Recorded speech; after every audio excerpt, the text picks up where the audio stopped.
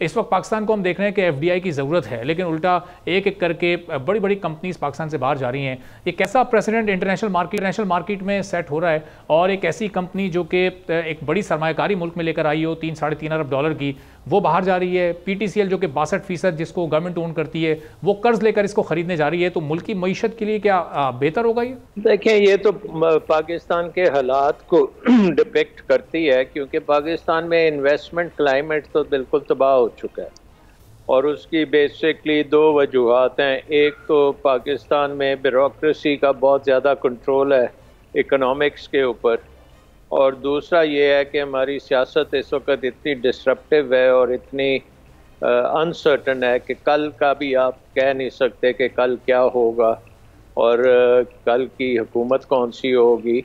تو پریڈکٹیبلٹی اب بالکل پاکستان کی ختم ہو چکی ہے۔ سو آئی تھنک اس حالات میں جو بھی فورن انویسٹرز ہیں، ان کی کوشش یہی ہے کہ وہ اس سے پیشتر کہ بالکل ہی میلٹ ڈاؤن ہو جائے، وہ اپنی انویسٹمنٹ نکال لیں پاکستان سے۔ تو یہ ایک بڑی خطرے کی گھنٹی ہے، ہمیں اس پہ توجہ دینی چاہیے، ہمیں ہماری لیڈرشپ کو اس پہ توجہ دینی چاہیے۔ پاکستان کا ماحول بہتر کرنے کی ضرورت ہے۔ اس وقت دنیا میں اگر پاکستان اپنے آپ کو ایز اے اسٹیبل ملک کھڑا کرتا تو بے شمار انویسٹمنٹ پاکستان میں آ سکتی ہے، کیونکہ دنیا میں انسرٹنٹی بہت ہو چکی ہے۔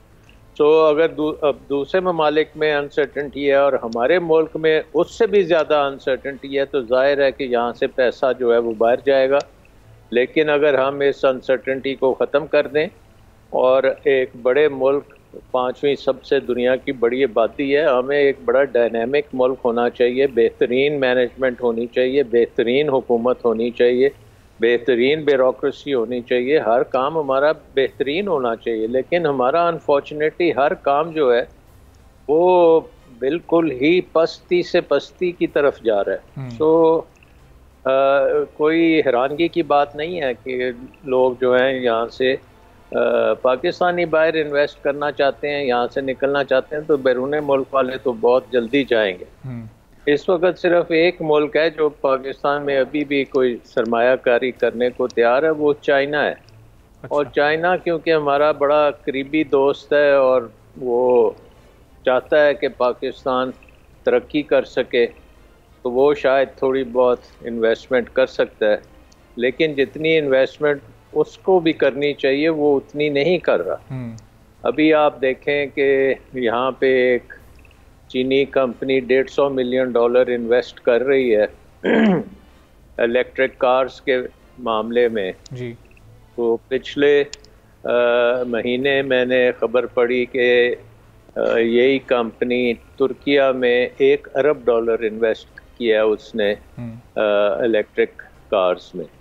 سو آپ دیکھ سکتے ہیں کہ ترکی جو ہمارے سے صرف آدھی بھی اس کی پاپولیشن نہیں ہے، وہاں پہ $1 ارب وہ انویسٹ کر رہے ہیں۔ پاکستان میں صرف $150 ملین کر رہے ہیں، تو وہ یہ $150 ملین بھی ان کی بہت مہربانی ہے کہ وہ کر رہے ہیں، کیونکہ حالات ہم نے اتنے خراب کیے ہوئے ہیں کہ کسی کو کوئی پتہ نہیں ہے کہ پاکستان کی فیوچر اکانومی جو ہے وہ کس طرف جائے گی۔ تو سلمان صاحب، یہ ظاہر ہے اس وقت جو انسرٹنٹی ہے یہ ختم ہوتے ہوتے تو ایک ٹائم لگے گا، ایک بڑا اور بہتر امیج پاکستان کا بنتے بنتے ٹائم لگے گا، لیکن اسی دوران جو یہ چھوٹی چھوٹی سی مثالیں سامنے آ رہی ہیں، جس طرح یہ ٹیلینور کا ایگزٹ ہے، پی ٹی سی ایل اب اس کو خرید رہا ہے، تو یہ اس سے تو ایف ڈی آئی باہر جا رہی ہے۔ پی ٹی سی ایل کوئی ایف ڈی آئی ملک میں لانے میں کامیاب نہیں ہو رہا، اتصالات ان کا 26% کا شیئر ہولڈر ہے۔ اگر یہ تھوڑا سا بوجھ اس پر ڈالیں، وہ تھوڑا بوجھ اپنے شیئرنگ کے مطابق اٹھائے، تو یہ بہتر بھی ہو سکتی ہے ڈیل۔ اس میں کمپٹیشن کمیشن آف پاکستان کا، پاکستان ٹیلی کمیونیکیشن اتھارٹی کا، ان تمام ریگولیٹرز کا کہیں کوئی رول آپ ایسا دیکھ رہے ہیں؟ ورنہ تو اس طرح ایک ایک کر کے اگر کمپنیز جائیں گی تو یہ ایف ڈی آئی تو باہر جاتی رہے گی۔ دیکھیں، یہ آپ کے ریگولیٹر اس کے بارے میں کچھ نہیں کر سکتا۔ آپ کو اوور آل انوائرمنٹ آپ نے ٹھیک کرنی ہے پاکستان میں، اور جیسے آپ نے کہا کہ انپریڈکٹیبلٹی، انسرٹنٹی جو ہے اس کو کم کرنے کی ضرورت ہے۔ ہم بڑھاتے چلے جا رہے ہیں، بتدریج بڑھاتے چلے جا رہے ہیں، اور پچھلے 1 سال 1.5 سال سے ہم اس کے اوپر ایکسلریٹر کے اوپر ہم نے پاؤں رکھا ہوا ہے، اور ہم انپریڈکٹیبلٹی کو اور زیادہ تیز کرتے جا رہے ہیں۔ سو مجھے نہیں پتا کہ کیا ارادے ہیں کس کے اسٹریٹجی کے تحت ہم چل رہے ہیں؟ کیا امریکہ یہاں پہ یہ گڑبڑ کرا رہا ہے یا کوئی اور ملک کرا رہا ہے یا ہم اندرون ملک ہی یہ سب کچھ کر رہے ہیں؟ اب تو پریڈکٹیبلٹی سے باہر ہو چکا ہے معاملہ.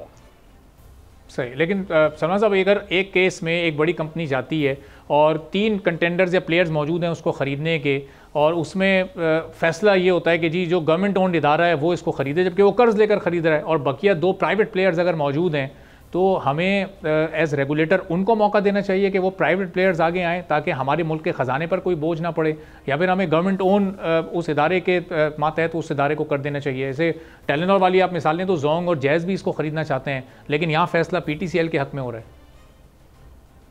دیکھیں بات یہ ہے کہ اگر تو کوئی فورن بائر اس کو خریدتا ہے تو اس کا ہمیں فائدہ اس پوائنٹ آف ویو سے ہو سکتا ہے کہ یہاں سے جو پیسہ باہر جائے گا وہ پھر دوبارہ واپس آ رہا ہے اور وہ فائنینسنگ فورن ڈالرز میں ہو رہی ہے. لیکن اگر ہماری اندرون ملک اس کی کوئی خریدے گا تو وہ روپوں میں خریدے گا، پھر وہ روپے میں جب خریدے گا تو ٹیلینور کے جو شیئر ہولڈرز ہیں اس روپے کو کنورٹ کریں گے ڈالرز میں اور اس کو ملک سے باہر لے جائیں گے.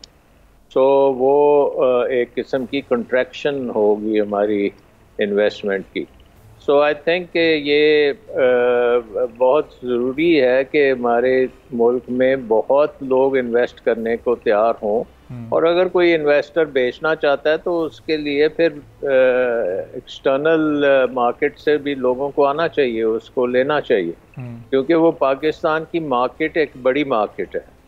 اور ویسے بھی اگر آپ دیکھیں کہ جو اس وقت حالات ہیں دنیا میں، بڑے کم جگہوں پہ آپ کو انویسٹمنٹ اپرچونٹیز مل سکتی ہیں، اور پاکستان ایک ایسا ملک ہے کیونکہ اس کی بہت بڑی آبادی ہے. اگر ہم تھوڑا سا اپنے آپ کو صحیح طریقے سے مینیج کرنا شروع کر دیں اور ٹیمپریچرز ہم کم کرنا شروع کر دیں تو یہی ہماری اسٹاک مارکیٹ جو ہے ڈبل ہو جائے گی. یہ ہمارا جو انویسٹمنٹ ہے، فورن انویسٹمنٹ ہمارے سے سنبھلے گی نہیں، اتنی زیادہ ہو سکتی ہے، ساری دنیا سے انویسٹمنٹ آ سکتی ہے، لیکن شرط یہ ہے کہ ہم پہلے اپنے گھر کو صحیح ہاؤس ان آرڈر کریں. سبسکرائب کریں اور بیل دبائیں تاکہ کوئی خبر رہ نہ جائے.